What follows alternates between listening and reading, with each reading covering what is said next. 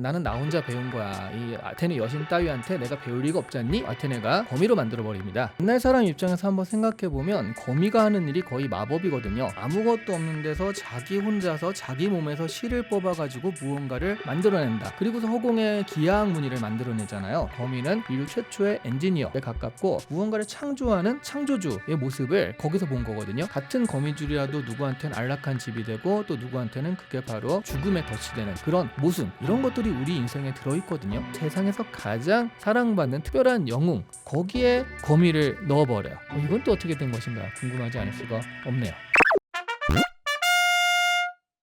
세계 신화들 가운데 자주 등장하는 친구가 있습니다. 고대 신화에서부터 시작해서 쭉 이어져서 지금은 현대 블록버스터 영화까지 끊임없이 인류는 이 친구와 동행을 하고 있는데요. 바로 거미입니다. 아니 그런데 거미가 그렇게 아주 상큼하게 귀엽게 생긴 친구들도 아니거든요. 토끼처럼 그렇게 생긴 건 아닌데 얼핏 보면 좀 징그럽기도 하고, 그런데도 불구하고 이렇게 끊임없이 거미가 신화에도 나오고 어떤 문화적 상징이 되는 이유가 무엇일까? 그리고 많은 분들이 오해하는 것 중에 하나가 거미는 곤충이다, 벌레다 라고 생각을 하는데 아니에요. 거미는 거미강에 속합니다. 곤충강이 있고 거미강이 있는데, 예전에 그거 배우셨잖아요. 생물학 시간에 종속과목 강문계 맞죠? 종속과목 강문계 강에 하는데 곤충 강과 거미 강은 다릅니다. 그러니까 굳이 따지자면 벌레나 곤충이라기보단 동물이라고 해야지 맞는 말이 되겠습니다. 오늘은 그런 부분에 대해서 같이 이야기해 보도록 할게요.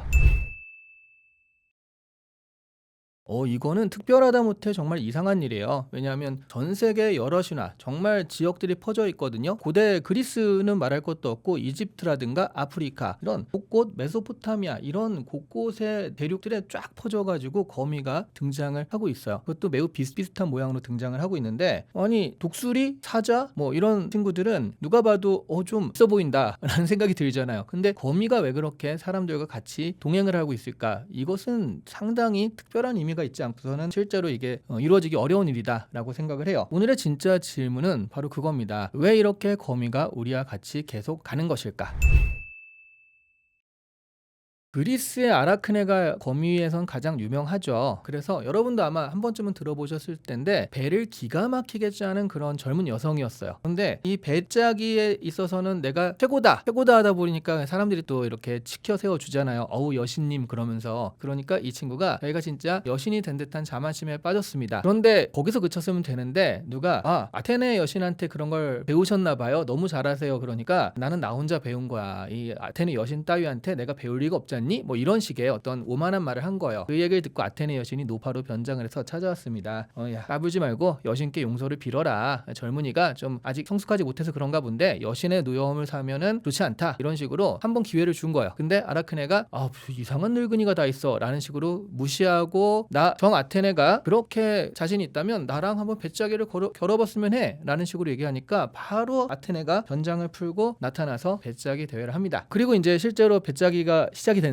아테네 같은 경우에는 배를 짰는데 걷다가 뭐를 선호하냐면 신들의 완벽한 모습, 그런 걸 선호하고요. 그런데 아라크네 같은 경우에는 신들의 추악한 모습, 특히 이제 제우스가 나쁜 짓 많이 하고 다녔잖아요. 특히 성적으로 말이죠. 그런 부분들, 신들의 민낯 이런 것들을 테피스트리에서 표현을 한 거예요. 그리고 나중에 이제 결과물을 딱 봤는데 이게 놀라운 게 아테네 여신이 봐도요 너무 잘 짠 거예요. 와 이거 완벽해. 막 거기 있는 게 막 살아 움직이는 것 같고, 황소가 진짜 막 뛰어다닐 것 같고, 막 이렇게 너무 살아 움직이는 데다가 그리고 그 안에 있는 내용도 사실이거든요. 그러니까 이 여신이 열받아가지고요. 그러니까 사실은 여신의 이게 아라크네가 졌기 때문에 벌을 받았다라고 생각하시는데 아니에요. 실제로 보면 내가 졌다라는 걸 인정하지 못해서 난동을 부립니다. 폭력을 행사하고, 그러다 보니까 아라크네가 그냥 스스로 목숨을 끊어버려요. 그래서 목을 맨 아라크네가 허공에 매달려 있었는데 그곳에 어떤 마법의 약초즙을 뿌려가지고 아테네가 거미로 만들어버립니다. 그래서 거미가 되었다라는 그런 슬픈 전설이 있어요. 이게 참 말이 안 되죠. 왜냐하면 결과적으로 이건 뭐냐면, 어떻게 생각하면 언론이 벌받은 거나 그런 비슷한 느낌이잖아요. 권력에 도전했다가 언론이 그대로 민낯을 드러내니까 거기에 대해서 살아남지 못하게 아예 장악을 해버리는 그런 모습이기도 하고, 예술가가 또 그 예술로서 표현을 했는데 그런 부분에서 권력자가 개입한 것이기도 하고요. 사실 그리스 로마 신화를 정리한 오비디우스 같은 경우가 황제에 의해서 그렇게 밀려난 사람이거든요. 그래서 이 거미 이야기, 아라크네 이야기에 자신의 심정을 넣었다라는 그런 이야기도 있습니다. 그래서 의미심장한 이야기이기도 해요. 권력의 치부를 들춰냈다가 그래서 권력에 의해서 밀려난 최초의 예술가라는 그런 어떤 호칭이 아라크네한테 달려있기도 하죠. 근데 옛날 사람 입장에서 한번 생각해 보면 거미가 하는 일이 거의 마법이거든요. 아무것도 없는 데서 자기 혼자서 자기 몸에서 실을 뽑아 가지고 무언가를 만들어낸다. 그리고서 허공에 기하학 무늬를 만들어내잖아요. 그러니까 무에서 유를 창조하는 그런 작업이었던 거예요. 그리고 사실은 그 직조하는 거 있죠. 배를 짜고 천을 짜고 하는 그런 것들, 그걸 통해 가지고 여러 가지 생활 도구들도 만들고, 말하자면 거의 인류 최초의 기술이 바로 그런 거거든요. 그렇게 보자면 거미는 인류 최초의 엔지니어에 가깝고 무언가를 창조하는 창조주의 모습을 거기서 본 거거든요. 그러다 보니까 그래서 이제 그런 얘기들도 나오는 거죠. 거대한 거미는 우리 우주를 창조하고 그 우주에 웹 있죠. 웹. 그 거미줄을 쫙 해가지고 그 위에 세계를 얹어놓은 것이다 라는 그런 개념의 신화들이 전 세계적으로 보면 조금씩 있다라는 거죠. 그래서 거미를 본 사람은 이게 창조주이면서 그리고 무언가 새롭게 만들어내는 그런 모습들을 보면서 신과 많이 연결을 했던 것 같아요. 사실은 어떤 의미로 보자면 둘 다인 거죠. 특히 이제 초창기 신화에서 의미적으로 보자면 거미집이 결국 거미줄을 이렇게 해가지고 거미줄을 만들어서 다른 벌레를 포획해가지고 먹잖아요. 그러니까 다른 벌레 입장에서는 그건 완전 지옥이죠. 덫이에요. 그런데 거미한테는 그게 집이죠. 그러니까 같은 거미줄이라도 누구한테는 안락한 집이 되고 또 누구한테는 그게 바로 죽음의 덫이 되는 그런 모순, 이런 것들이 우리 인생에 들어있거든요. 우리 인생이 좋은 것만 있을 수도 없고 나쁜 것만 있을 수도 없잖아요. 같이 있으니까 인생은 원래 모순적이야. 근데 이 거미라는 게 그냥 그런 상징이 그대로네 라고 해서 거미가 운명의 신처럼 여겨지는 경우도 많습니다. 그러다 보니까 이건 좋다 나쁘다 라는 개념이 아니라 거미한테 우리가 인류의 어떤 인생 이런 것들을 상징해서 볼 수 있는 그런 투사체다 라고 볼 수 있다라는 거죠.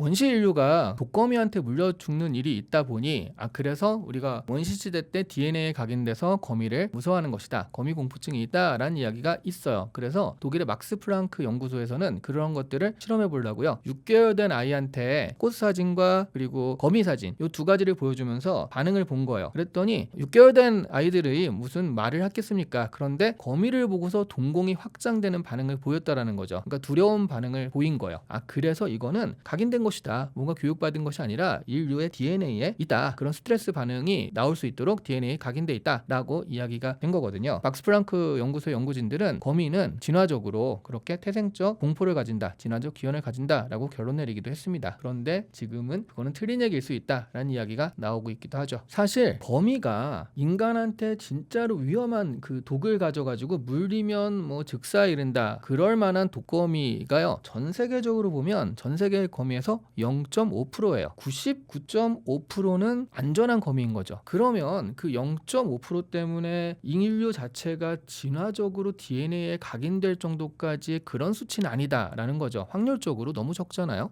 그러다 보니까 이거는 좀 너무 진화적으로 가기에는 수치가 적은데? 라는 그런 게 하나 있고요. 또 하나는 그러면 거미 공포증이 전 세계적으로 다 있어야 되는데 유독 유럽 지역에 많다라는 거예요. 그러니까 한 지역에만 이렇게 몰려 있다라는 건 이거는 다른 어떤 문화적 이유나 다른 사회 구조적 이유가 있는 것이지 그렇게 생물학적 이유 자체가 있는 건 아닐 것이다. 그런 가설들이 있는 거죠. 그래서 어떤 문화권에서는 거미는 굉장한 공포다라는 그런 공식들이 이거는 맞는 것인가? 라고 해서 좀 금이 가기도 하는 그런 시점에 와 있는 겁니다.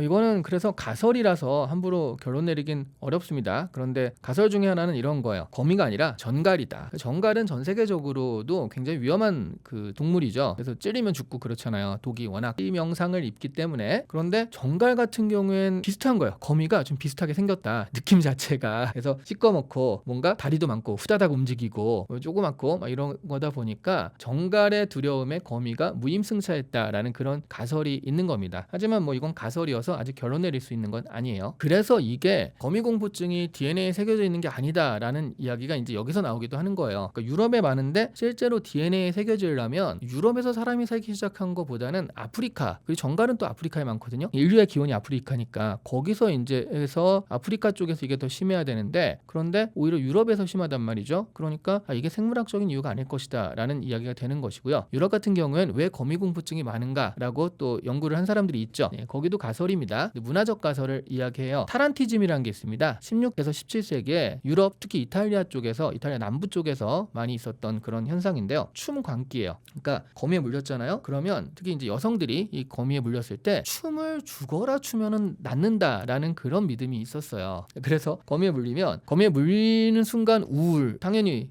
죽을 수도 있으니까 우울감이 오고, 그다음 깊은 슬픔, 안절부절, 떨림 상태, 그런 것들이 있는데 어떻게 진료를 하고 치료를 해도 이게 안 되는데, 그때 춤을 죽어라 추는 거죠. 몇 시간 또 며칠 막 춤을 미친 듯이 추고 땀 흘리고 탈진을 하면은 거미독이 빠져나간다. 그것이 유일한 치료책이다 라고 하는 게 당시의 믿음이었어요. 그래서 나온 게 타란텔라라는 춤도 나와 있습니다. 그런데 이 타란티즘의 이 반전이 있습니다. 이 타란티즘의 범인인 거미는요, 그렇게 치명상을 입힐 정도의 독이 없대요. 그 거미는 말하자면 벌에 쏘인 정도의 독입니다. 그거 우리 가끔 쏘여가지고 아파하고 그냥 끝나잖아요. 그런데 왜 이런 거냐라고 했을 때, 그때 이제 가설이 이런 거예요. 당시 여성들의 삶을 보면 그 옛날이잖아요. 15세기에서 17세기, 16세기 막 이럴 때니까, 그때 여성들은 선택권이 없었던, 억눌려 있었던, 삶의 어떤 재미도 없고, 그리고 권리가 없었던, 사망률은 높고 이런 때거든요. 그러니까 이걸 핑계로, 거미에 물렸다라는 것을 핑계로 일탈을 한 거죠. 이럴 때 아니면 언제 놀아보는 건 좀 그렇고요. 언제 춤을 춰 하면서 평소에 절대로 허용되지 않는 막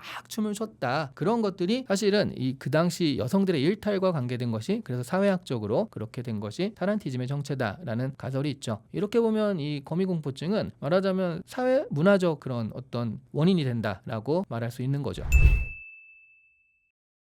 의외로 거미는 사람을 물지 않습니다. 왜냐하면 이게 문다라는 건 물론 무서워서 그런 것도 있지만, 그런데 보통은 먹이로 인식해야지 이게 물잖아요. 근데 먹이라고 인식하기엔 너무 큰 거죠. 그래서 먹이로 인식하지 않거든요. 그래서 좀처럼 물지 않는다. 오히려 해로운 것이냐 이로운 것이냐라고 했을 땐 이로운 것에 가깝습니다. 왜냐하면 거미가 전 세계에서 매년 잡아주는 곤충의 양이요, 그러니까 좀 파리, 모기 이런 것들이 있죠. 이런 곤충의 양이 8억 8천만 톤이래요. 그러니까 이 친구들이 없으면 우리는 모기한테 정말 많이 더 뜯겼을 것이다 라는 거죠. 그리고 거미는 생각보다 머리가 있다라고 하긴 그렇지만, 왜냐하면 너무 작으니까 거기 뇌가 있어봤자 얼마나 있겠습니까? 그런데도 불구하고 전략가라는 거예요. 그러니까 먹이가 걸렸으면 얘가 도망갈 수도 있으니까 이렇게 가는 게 아니라 우회로를 통해 가지고 이렇게 가는 걸 생각하고요. 또 거미가 다른 거미를 잡아먹기도 한대요. 그러면 거미가 거미줄을 쳐놓고 걸리면은 탁 오잖아요. 근데 다른 거미가 이 거미를 노리려고 거미줄에 걸린 것처럼 툭 친대요. 그럼 이게 떨리잖아요. 다른 거미가 오는 순간 그걸 옆에 급습해가지고 노린다, 이런 얘기도 있어요. 그러니까 생각보다 똑똑하다. 이게 똑똑한 건 아닌데 어쨌든 생각보다 전략가다. 그리고 또 하나, 여러분 거미줄 있죠. 스파이더맨 이런 데 보면 거미줄 탁 이렇게 나오는 게 굉장히, 이걸 가지고 막 웹스윙이라고 하죠. 확 매달려서 이렇게 가고 그러잖아요. 이 거미줄이 실제로 엄청 강화되는 거예요. 그래서 거미줄을 실제로 사람 크기만큼 이렇게 높이면, 원래 거미줄의 그 강도가 쇠 5배 정도라고 합니다. 근데 이거를 사람 크기만큼 키워서 비례를 맞추면 그 거미줄로 제트여객기도 세울 수 있다라는 말이 있습니다. 사실 우리가 그래서 그토록 무서워했던 거미는 생각보다는 괜찮은, 사람한테 좋은 동물이었거든요. 그런데 거미의 이중성 같은 것들, 결국 그 거미가 가진 이중적인 그런 모습들, 그런 것들 때문에 또 우리도 거미를 그렇게 대한 것은 아닌가, 좀 나쁜 동물처럼 대한 것은 아닌가라고 합니다. 근데 우리 대하는 것도 되게 이중적인 거 아시죠? 왜냐하면 징그러 막 이러면서 막 발로 밟고, 아니면 아예 도망가고, 이렇게 하면서도 또 한편에서는 세상에서 가장 사랑받는 특별한 영웅, 거기에 거미를 넣어버려요. 슈퍼맨도 배트맨도 아닌 바로 이 사람, 그렇죠? 거미인간, 스파이더맨이죠. 이건 또 어떻게 된 것인가 궁금하지 않을 수가 없네요.